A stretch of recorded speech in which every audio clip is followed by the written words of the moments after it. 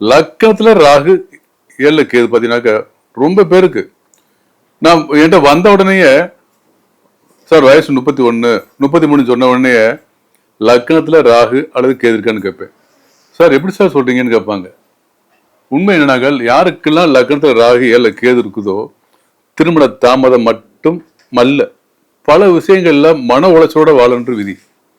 குடும்பத்துல அவங்கள தாய் தாப்பனாரோட அண்ணன் தம்பியோட அக்கா தங்கச்சியோட ஒட்டு உறவா நிம்மதியா இருக்க விடாது.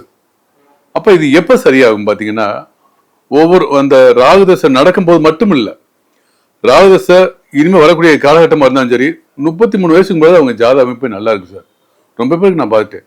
அப்ப தாமதமான திருமணம் பாத்தீங்கன்னாக்க லக்னத்துல ராகு 7 கேது இருந்தாங்க, லக்னத்துல கேது 7 ராகு இருந்தா. அது மட்டும் இல்ல பாத்தீங்கன்னாக்க அந்த ராகு கேதுவோடைய தொடர்புல செவ்வாய் பார்வை சனி பார்வை இருந்தா டெஃபினட்டா திருமண தாமதம் என்பது உறுதி.